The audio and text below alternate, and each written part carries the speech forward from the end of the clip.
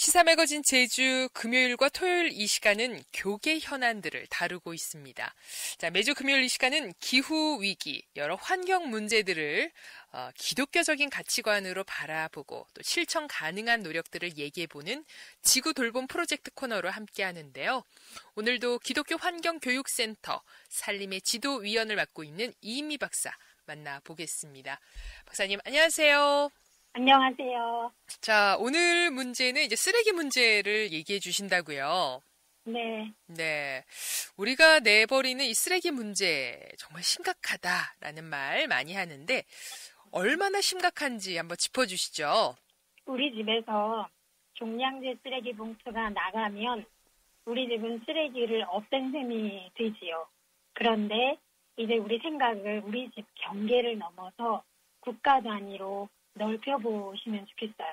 우리 집 쓰레기는 우리 집에서는 나갔는데 우리나라 땅 어디 다른 데에 모여 있습니다. 그렇게 모인 쓰레기들이 한동안 중국 같은 나라에 수출되기도 했었어요. 어떻게 처리하는지는 알 수 없지만. 네. 다음으로 우리 생각을 지구 단위로 한번 넓혀볼까요? 전 지구인들이 버린 쓰레기는 어디로 갔을까? 인류 역사를 통틀어서 지구 바깥으로 쓰레기가 나갔다는 이야기를 들어본 적이 있으신가요? 없죠. 쓰레기는 지구 어딘가에 쌓여 있어요. 혹은 박테리아나 지렁이, 각종 곰팡이들의 활약으로 땅 속에서 분해되었습니다. 그런데 그들이 미처 활약할 새도 없이 쓰레기가 너무너무 많이 나와서 지금은 분해될 새가 없어요. 그냥 쌓이고 있습니다. 또는 쓰레기를 불태워버리면 쓰레기가 좀 없어질까 이렇게 생각하실 수도 있는데요.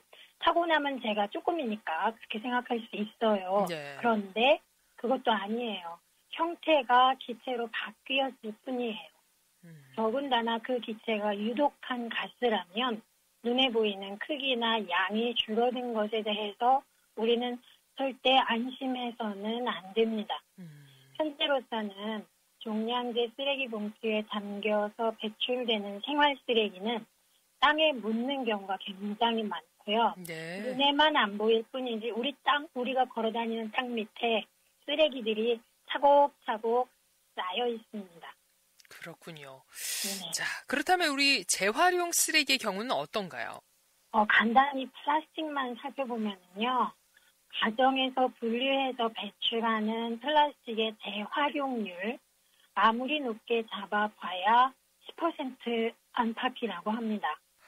10%밖에 안 되는군요. 네. 네. 그러면 어떻게 하면 이 플라스틱 쓰레기 재활용률을 좀 높일 수 있을까요? 원칙적으로 말하면요. 생산자가 생산에서부터 폐기까지 전 과정을 책임지는 방향으로 나가야 합니다. 지금 독일을 비롯한 여러 선진국에서는 비닐, 플라스틱 등 재활용할 수 있는 것들을 제작하는 생산자가 폐기와 재활용까지 책임지도록 하는 정책을 실시하고 있어요. 네. 우리 속담에 보면 어지르는 사람 따로 있고 치우는 사람 따로 있다 이런 말이 있는데 그건 좋은 현상이 아니죠. 그러니까 생산자가 스스로 책임을 가질 때까지 기다리지 말고 시간이 지나는 것도 기다리지 말고 우리가 생산자에게 책임을 강제로 부여해 줄 필요가 있습니다. 네. 자, 배출된 쓰레기를 재활용하거나 해서 잘 처리하는 것도 중요하지만 그러니까 이 쓰레기 총량을 줄이는 것이 근본적 해답이 될 것 같은데. 그럼요. 자, 어떻게 하면 이 쓰레기 총량을 좀 줄일 수 있을까요? 네. 제로 웨이스트 샵이란 말을 들어보신 분들이 간혹 계실 거예요. 혹은 알맹이만 판다 해서 알맹 상점이라고도 부르고요. 지역에 따라서는 바람가게라고도 부르는데요. 네. 우유, 기름, 샴푸, 세제 같은 액체 상품은 내가 담아올 용기를 직접 들고 가서 리필을 해오는 거예요.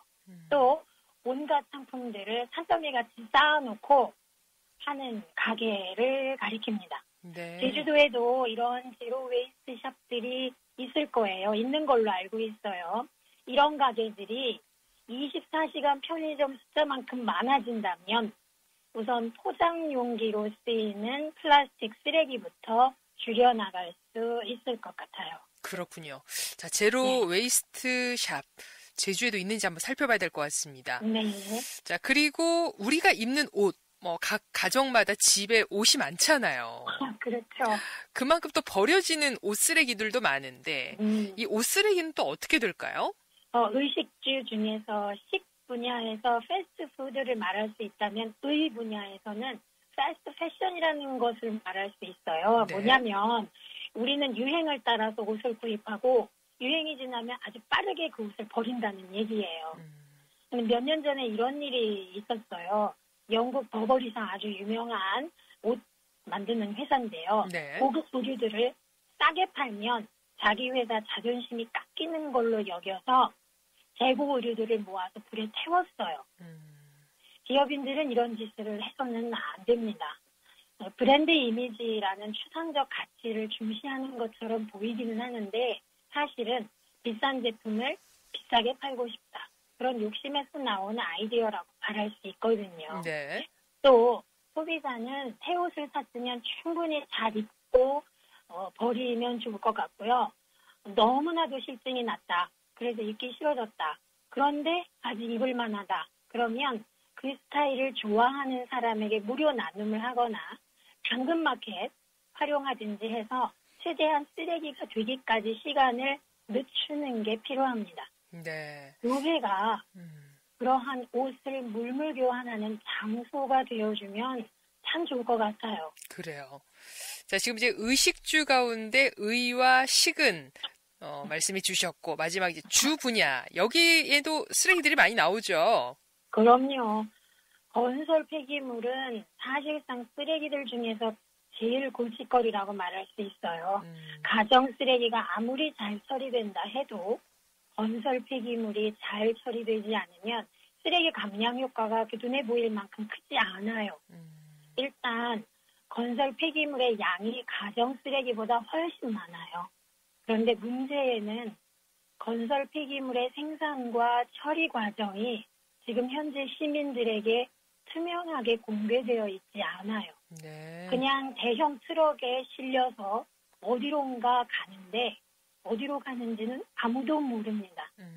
그래서는 안 될 거예요. 이 사안에 대해서는 우리가 그야말로 알 권리를 행사하면 좋겠어요. 그래요. 그리고 혹시 아실지 모르겠는데 시멘트에 쓰레기를 섞어 만들기도 한다. 들어보셨는지요? 아니요. 시멘트에 쓰레기를 섞어서 만들기 시작한 거는 굉장히 오래됐어요. 1990년대부터예요. 네. 처음에는 시멘트 회사들이 쓰레기를 처리를 해준다니까 시멘트 회사들이 웬일이냐 하면서 사람들이 좋아했어요. 네. 그런데 내막은 생산 단가를 낮추기 위한 거였어요. 아, 그렇군요. 네.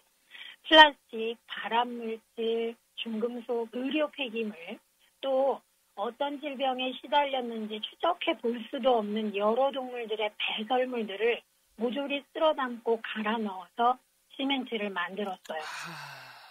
근데 우리나라만 그러는 건 아니에요. 유럽도 그렇게 하고 미국도 그렇게 하는데 유럽의 경우에는 어떤 종류의 쓰레기를 재활용해서 시멘트를 만들었는지 단계별로 시멘트 급수를 표기하도록 규제하고 있어요. 그러나 우리나라에는 아직 그런 시스템이 없어요. 그러니까 집을 지을 때 시멘트 값이 혹시 너무 저렴하다면 우선 의심부터 하면 좋겠습니다. 네. 건설 단가 줄이려고만 하지 말고 제대로 된 시멘트를 제값 주고 사서 집을 만들라고 요구를 해야 돼요. 집 지어주시는 분들 물론 수고하시니까 고맙기는 하죠. 하지만 제대로 된 건축 재료를 쓸 때에 한해서 우리가 고마워할 수 있는 게 아닐까 생각이 돼요. 그래요. 자, 이 쓰레기에 대해서 우리 소비자들은 어떤 마음을 가지면 좋을까요? 비닐을 쓰지 말라는 규제 조항이 발표되면 소비자들은 비닐 소비를 줄여요. 아주 눈에 띄게 줄이는 감량의 수치가 나타납니다. 네. 비닐 없으면 나는 살 수 없어. 그 정도는 아닌 거죠. 또 빈병을 수집하는 시스템을 만들면 빈병 수집이 아주 잘 돼요. 병 하나당 가격을 매겨서 혜택을 주면 아주 더 잘해요. 또 폐지 수집 시스템을 만들면 사람들이 폐지를 잘 모아두었다가 잘 묶어서 수집 장소로 가지고 와요. 네. 그러니까 소비자들은 맘먹으면 안 쓸 수 있고 줄일 수 있고 모아서 버릴 수 있어요. 말을 잘 들어서이기도 하고 스스로 쓰레기에 대해 경각심을 갖고 있어서이기도 해요. 결국은 소비자들의 마음이 어느 방향으로 향하고 있는지가 관건이에요. 그래요. 자, 오늘 얘기를 들으면서 다시 한번 쓰레기를 최대한 줄일 수 있도록 나오지 않게 만들 수 있는 방법이 무엇인지 정말 심각하게 고민을 해야 될 것 같다라는 생각이 듭니다. 네. 기독교인들이니까 네. 기도하는 마음으로 쓰레기를 대하면 좋지 않을까 생각해요. 그래요. 자, 지구돌봄 프로젝트 오늘 여기까지 얘기 듣도록 하겠습니다. 고맙습니다. 네, 감사합니다. 네, 지금까지 기독교 환경교육센터 산림의 이미 지도위원이었습니다.